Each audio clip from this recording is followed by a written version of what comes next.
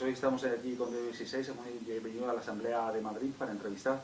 al coportavoz de Más Madrid y senador nacional, Pablo Gómez Perpiñán. Buenas tardes. Muy buenas, ¿qué tal? Señor Gómez, usted ha tenido una activa participación en la solicitud de explicaciones al Gobierno de España, en concreto al Gobierno de Pedro Sánchez, sobre la posición del Gobierno español con respecto al Sáhara Occidental. ¿Qué opina usted sobre cuál es la postura que está manteniendo España ante este conflicto? Bueno, lo primero de todo, daros las gracias por la oportunidad de esta entrevista y por interesaros en mi opinión y en la opinión de Más Madrid. Respecto del tema del Sáhara Occidental, yo creo que el Gobierno de España, Pedro Sánchez y el ministro Álvarez en particular, durante algún tiempo pensaron o confiaron, en un exceso de confianza en mi opinión, que la sociedad española había olvidado el tema del Sáhara y que por tanto el gobierno podía hacer y deshacer a su antojo, inclusive yendo más allá de lo que establece el derecho internacional e incumpliendo las resoluciones de Naciones Unidas en relación al respeto al derecho a autodeterminación del Sáhara Occidental. Probablemente por presiones del gobierno de los Estados Unidos, probablemente por cálculos de naturaleza económica y por la fuerte influencia del lobby alawita que hay en el Partido Socialista, el presidente del gobierno y el ministro de Exteriores tomaron una serie de decisiones que han comprometido gravemente la política internacional de nuestro país y sobre todo que han situado a España en relación al Sáhara Occidental en una posición de no respeto del derecho internacional. Y yo creo que para una democracia avanzada y reconocida y respetada en el mundo como la española es una posición que es absolutamente inaceptable. Creo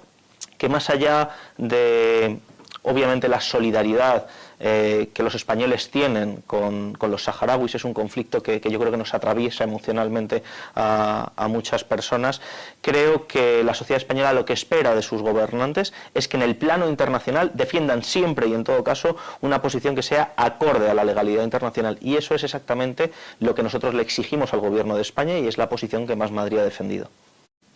Otra cuestión que está llenando las portadas de los periódicos, tertulias telefónicas y televisivas, es la ley del solo sí es sí.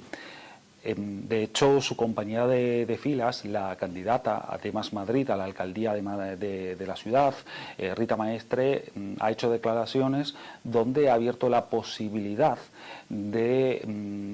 bueno, en este caso, apoyar un posible cambio que se está gestando en el gobierno, en el seno del gobierno de coalición.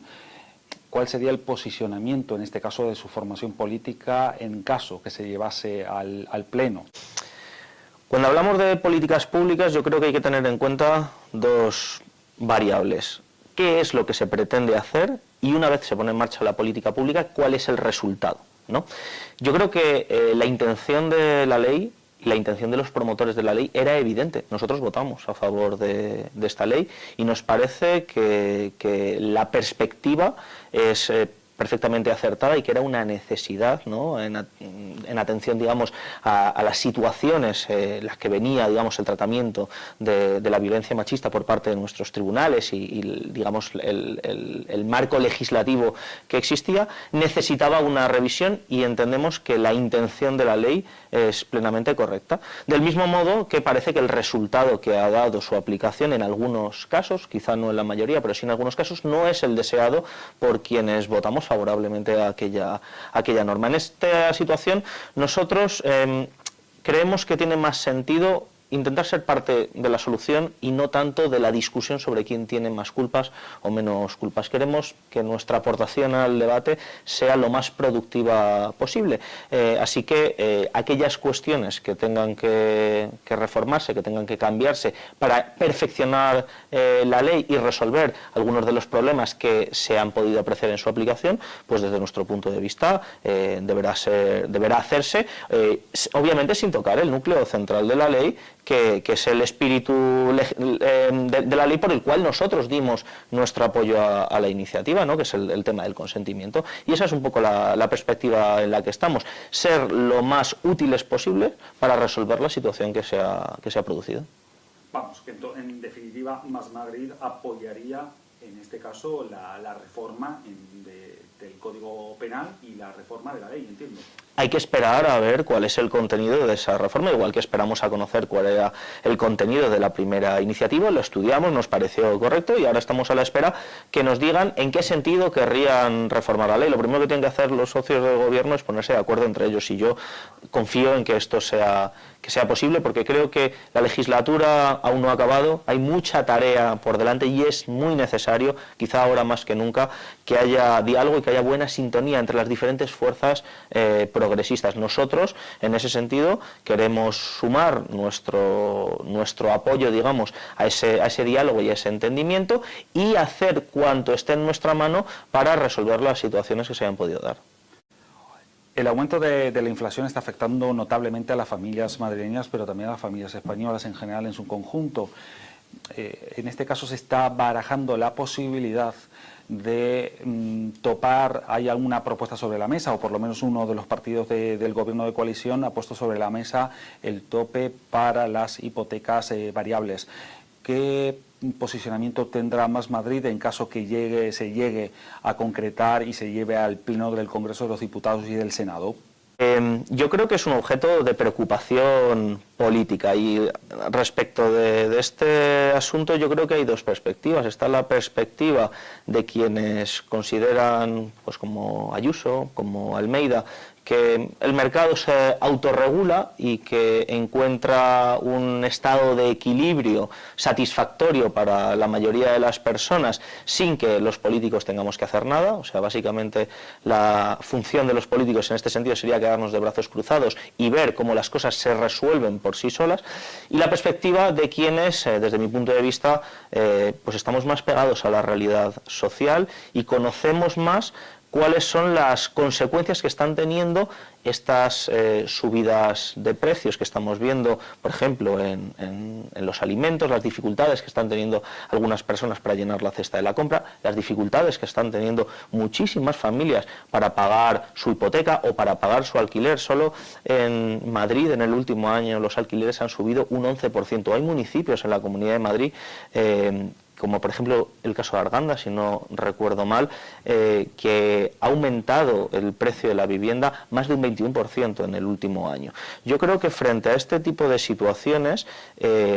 nosotros tenemos que tener una posición clara y la posición es que hacen falta políticas públicas que intervengan en el mercado para garantizar derechos. Cuando el mercado por sí solo no es capaz de garantizar derechos como son el acceso a determinados productos que son esenciales desde el punto de vista de la alimentación u otros servicios u otros bienes como por ejemplo es la vivienda, que es esencial para la vida de las personas, pues es necesario que los políticos hagan políticas que protejan estos derechos y esa es la perspectiva que nosotros tenemos desde Más Madrid al respecto. Señor Gómez,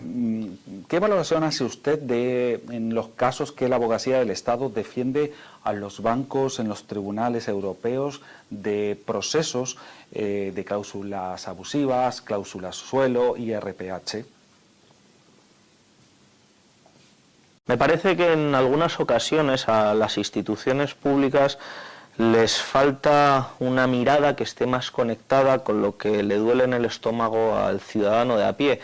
cuyas preocupaciones muchas veces tienen que ver pues con pagar las facturas, con resolver los problemas cotidianos y en este caso con abordar las consecuencias de unas cláusulas que ya han sido declaradas abusivas. Me parece que es importante que quienes estamos en política le exijamos a los gobiernos y a los responsables, a quienes toman las últimas decisiones en estas instituciones, que verdaderamente tengan esa sensibilidad para no añadir, digamos, más sufrimiento a las personas que en última instancia están reclamando sus derechos legítimos y que por tanto, bueno, pues el camino judicial que tengan que recorrer para hacer valer esos derechos pues no tenga una carga añadida, que yo creo que en muchas ocasiones pues esta carga añadida del camino judicial se convierte en una condena mayor que el problema que se pretende resolver.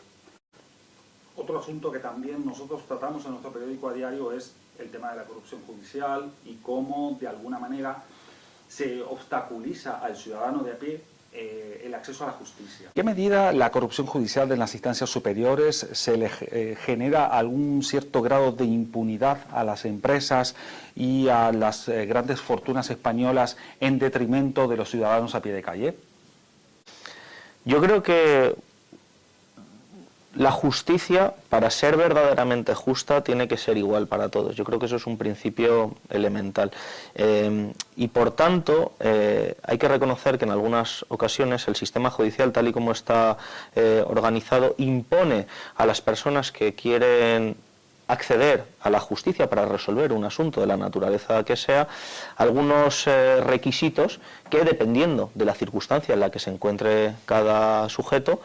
puede ser en algunas ocasiones muy difíciles de cumplir, tanto que puede en algunas ocasiones servir de un incentivo para no acudir a la justicia. Yo entiendo que el sistema judicial también funciona por un criterio de economía y que por tanto no todos los problemas que se dan en la sociedad se pueden resolver en una audiencia o en un tribunal. Y evidentemente hay que tener algunos filtros, pero es evidente que no podemos establecer un sesgo de carácter económico o socioeconómico a la hora de acceder a la justicia, ¿no? Y que por tanto quienes más tienen o quienes tienen una posición más privilegiada en nuestra sociedad accedan con naturalidad al sistema de justicia y quienes están en una situación de mayor vulnerabilidad o mayor debilidad, que en ocasiones son quienes más necesitan de la justicia, lo tengan más difícil. Yo creo que ese principio de igualdad debería estar más presente y bueno, desde la posición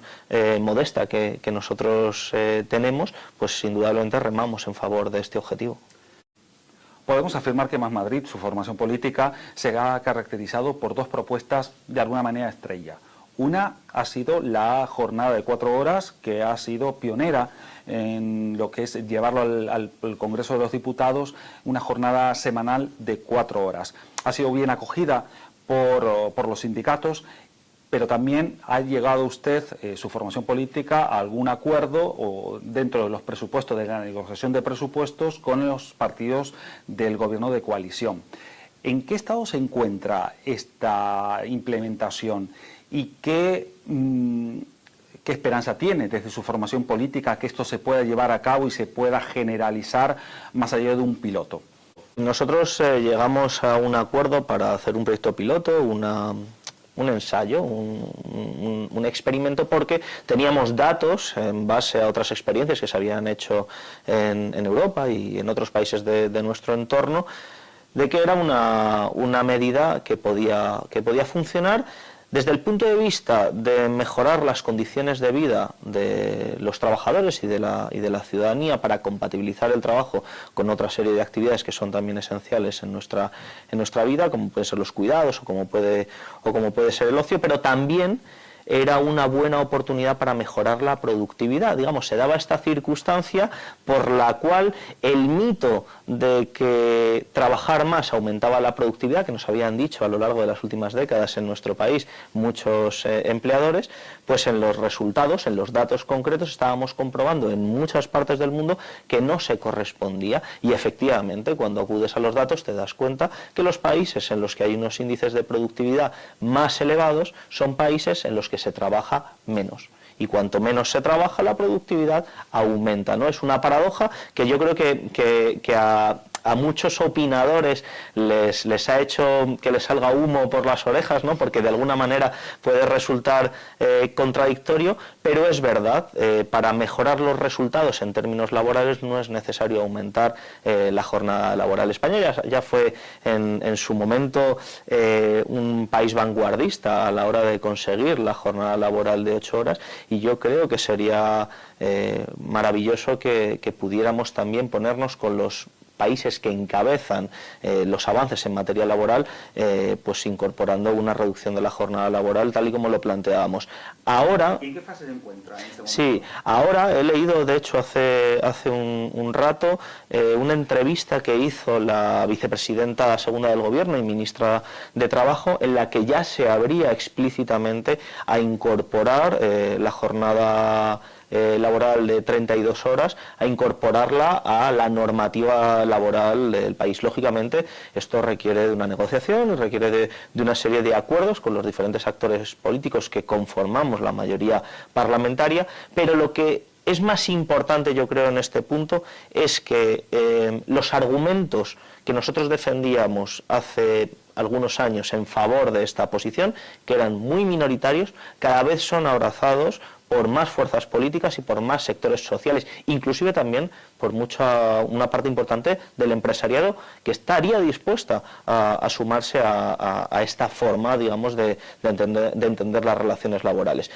Por tanto, creo que estamos en un estadio más avanzado que el que tuvimos al inicio de la legislatura, que era una fase experimental. Estamos en un estadio más avanzado y lo que esperamos y lo que le pedimos al Gobierno es que avancemos en esas negociaciones para que pueda hacerse una realidad material para el conjunto de la ciudadanía. Pero serían una jornada laboral semanal de 4 horas, de 4 días, pero entiendo que sin reducción salarial. Esa es una premisa evidente. Ya ha habido algún experimento también en España de alguna empresa, como sucedió, por ejemplo, creo recordar con Telefónica, ¿no?, que hizo la reducción,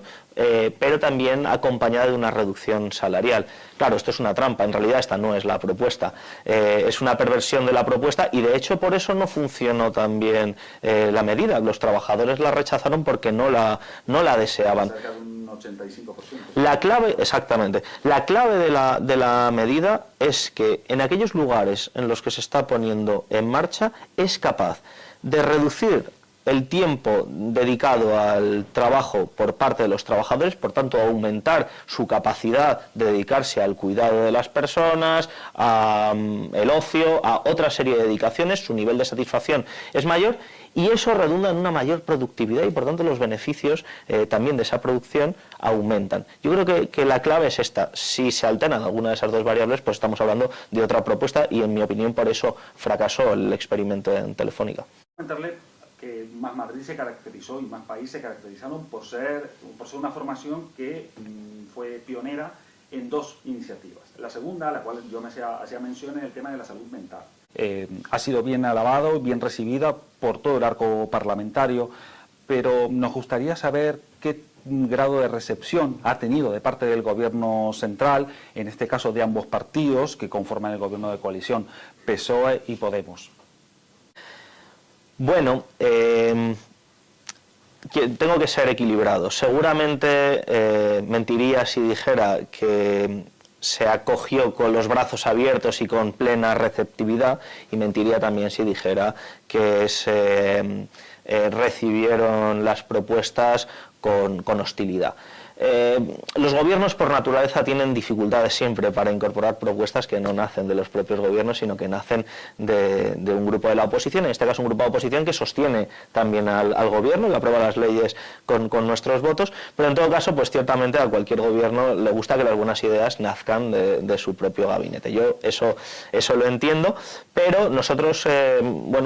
tenemos una representación modesta en el Congreso de los Diputados, pero desde que la obtuvimos intentamos utilizarla para intentar abrir el campo político e introducir en la discusión algunos elementos que nos parecía que tenían poca visibilidad, pero que en todo caso eran problemas que existían en la realidad social. Hemos hablado del tema de la salud mental, hemos hablado de la soledad no deseada, hemos hablado del problema de los móviles, por ejemplo, de las nuevas tecnologías, de algunas problemáticas que están en la sociedad que seguramente no forman parte o no formaban parte de las prioridades ni de este gobierno ni de los gobiernos anteriores, pero que en todo caso nos parecen que enriquecen la acción política de las fuerzas progresistas. Creemos que desde que lanzamos, digamos, esta denuncia en torno a la situación que se estaba viviendo en materia de salud mental, particularmente entre la gente joven, las fuerzas políticas en este país, diría que todas sin excepción, han aumentado su conciencia de que se trata de un problema nacional de primer orden y que hacen falta políticas públicas para abordarlo y sobre todo hacen falta recursos para poder enfrentarlo con solidez. Con respecto ya a la política autonómica, vamos más allá del Senado, nos gustaría saber de Diario 16 cuál es la opinión que usted tiene que en este caso la presidenta regional Díaz Ayuso recurra ante el Tribunal Constitucional el impuesto a las grandes fortunas. Es un poco paradójico que el Partido Popular acuda al Tribunal Constitucional para intentar suspender un impuesto que fundamentalmente lo que refuerza es la progresividad fiscal que está reconocida en el artículo 31 de la Constitución. Es paradójico porque seguramente si hiciéramos un análisis de la constitucionalidad de las medidas, probablemente tiene más visos de inconstitucionalidad pretender montar un paraíso fiscal para las grandes fortunas en la Comunidad de Madrid a costa de los impuestos, es decir, aumentándole al final la carga fiscal a las rentas bajas y a las rentas medias y repercutiendo eso también, por supuesto, al resto de contribuyentes del conjunto del país. Hay una cosa que se dice muy habitualmente, pero que yo creo que hay que desmentirla, ¿no? El Partido Popular nunca ha pretendido bajar los impuestos. Absolutamente nadie. No ha pretendido bajar los impuestos. El Partido Popular lo que ha pretendido es que los costes asociados al mantenimiento del estado del bienestar, los servicios públicos, sean sufragados exclusivamente por la gente trabajadora, por los autónomos y por los pensionistas, excluyendo de esa ecuación a los grandes patrimonios, los 1.000 millones de euros que aquellos ciudadanos que tienen más de 2 millones de patrimonio, que yo desde luego no conozco a ninguno, pero son muy poquitos en la Comunidad de Madrid. Todo ese dinero que se ahorran, que son 1.000 millones de euros todos los años, es un dinero que termina teniendo que sufragar con sus impuestos el resto de la ciudadanía. Al final es una guerra perversa entre una minoría súper privilegiada y una mayoría que sí que paga impuestos, que necesita evidentemente los servicios públicos para poder vivir con derechos y digamos, con unas condiciones de vida razonables. Y lo más lamentable de todo esto es que el Gobierno de la Comunidad de Madrid, muy lejos de ser representante de los intereses del conjunto de la comunidad, sea representante exclusivamente de los intereses de esa extraordinaria minoría privilegiada. Y como contracara tenemos el encierro de los médicos de atención primaria, digamos que tuvieron un primer encierro en el mes de diciembre y ahora llevan encerrados ya unas cuantas semanas por falta de recursos en la sanidad pública. Usted como senador nacional en representación de la Comunidad de Madrid, ¿se ha planteado alguna iniciativa llevar al Senado sobre el estado de la sanidad pública aquí en la Comunidad de Madrid? De hecho, la última comparecencia del presidente del Gobierno en el Senado, que ha sido esta misma semana, le he solicitado la convocatoria del debate general sobre el Estado de las autonomías, porque entendemos que la situación que se da y se está dando en la Comunidad de Madrid en materia sanitaria se está convirtiendo en un problema de una naturaleza muy especial, con unas dimensiones muy importantes y con un impacto en la vida de los ciudadanos de nuestra región muy importante, y tiene sentido que ese debate no solo se dé en la Asamblea de Madrid, sino que también se dé en las Cortes Generales, donde más Madrid tiene representación. La verdad que es una situación muy difícil. Los madrileños ya sitúan la sanidad como la principal de sus preocupaciones y, lógicamente, Más Madrid no puede ser ajeno a esta situación. Cuando Ayuso le decía... cuando la situación era crítica en materia sanitaria, como por ejemplo ha pasado con la pandemia, ha sido el momento en el que el gobierno de Isabel Ayuso ha decidido poner en el objetivo la sanidad. Nos parece algo inexplicable. Los sanitarios decían, los médicos de atención primaria, no podemos atender 60 pacientes cada día, y por el otro lado su presidenta les estaba diciendo, pues sois unos vagos. Cuando más falta nos hacía centros de emergencia, centros de urgencia que estuvieran en proximidad con la ciudadanía, Isabel Ayuso va y cierra los SWAPs. Yo creo que digamos, hay una disonancia muy grande entre lo que la gente necesita o que la gente espera de su gobierno en materia sanitaria y lo que el gobierno de la Comunidad de Madrid, del Partido Popular, está ofreciendo. Nosotros... Pero también desde el gobierno regional regional se dice que faltan médicos, pero también en comparación con otras comunidades autónomas, los salarios y las condiciones contractuales,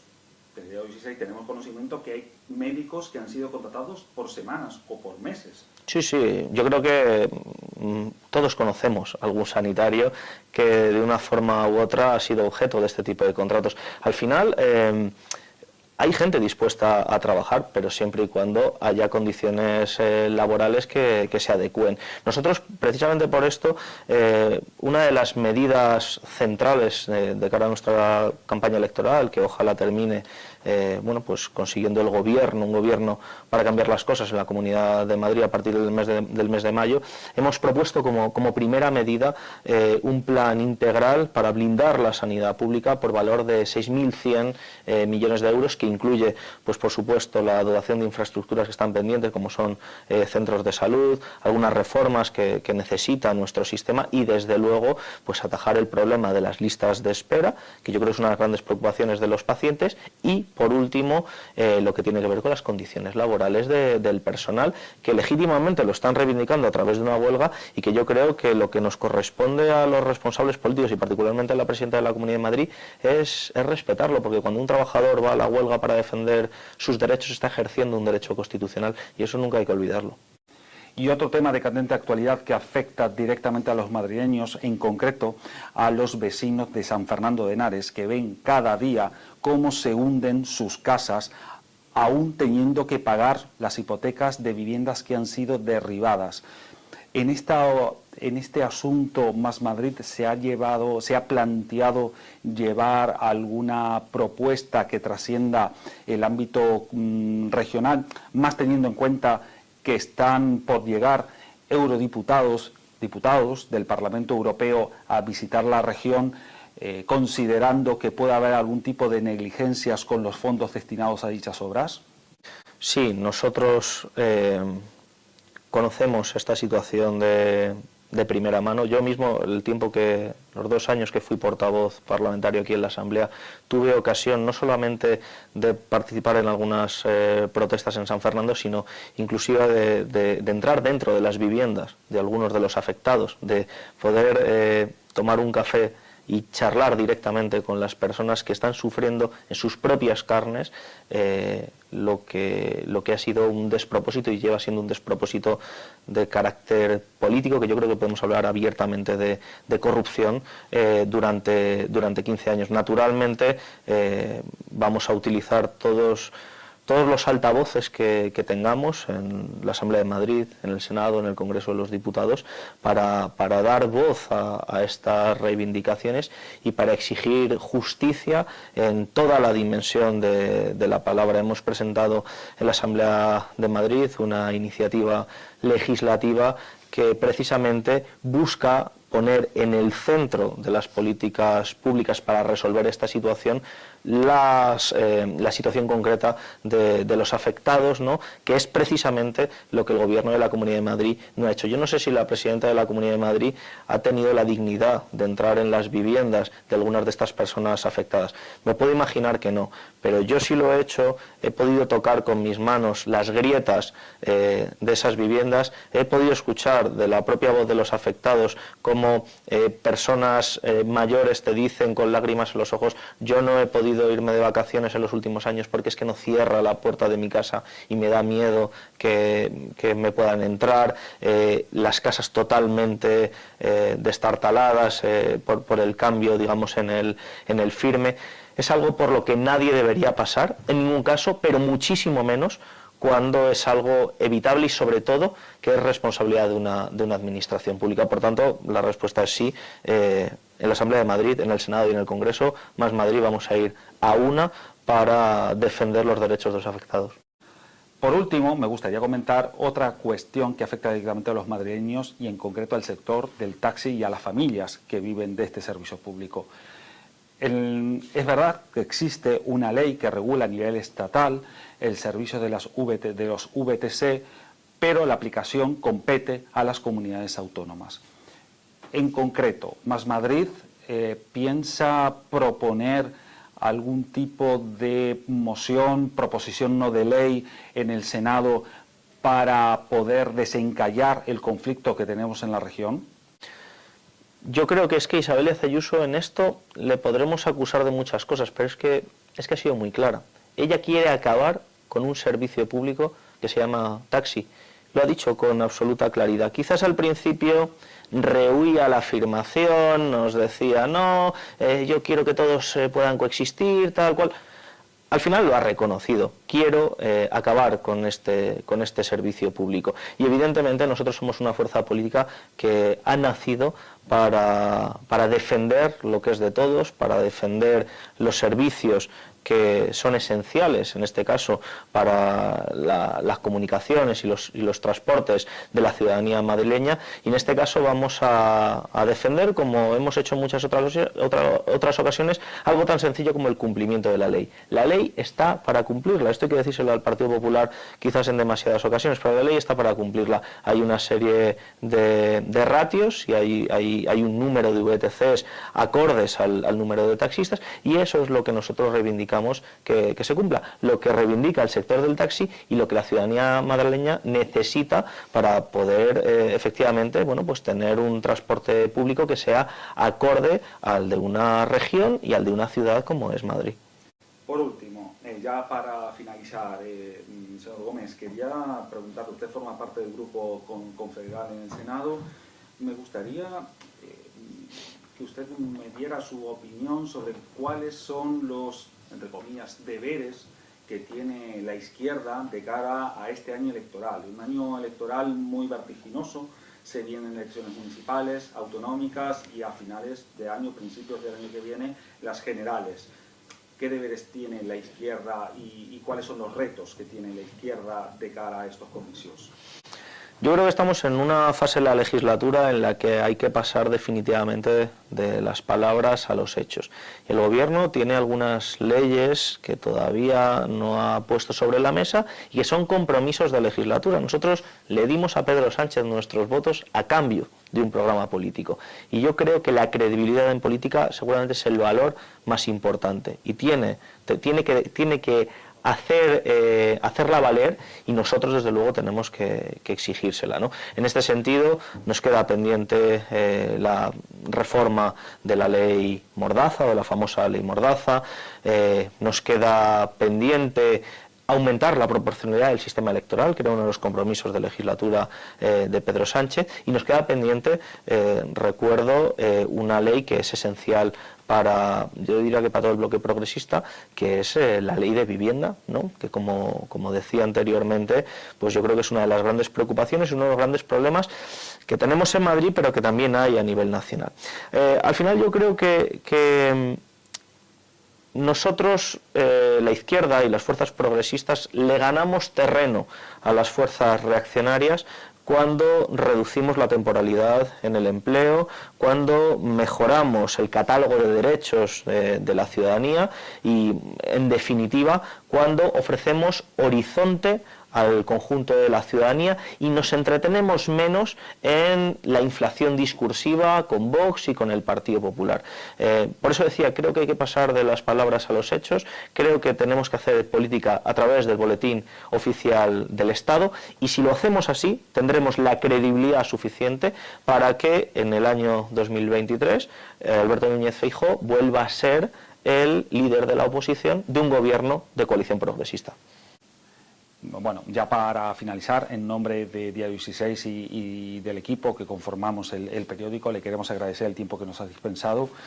Seguramente nos veremos, es un año vertiginoso desde el punto de vista político. En mayo, en menos de 5 meses, se vienen las elecciones municipales y autonómicas, y las generales están previstas para finales de año o principio del año siguiente. Así que muchos éxitos y muchas gracias.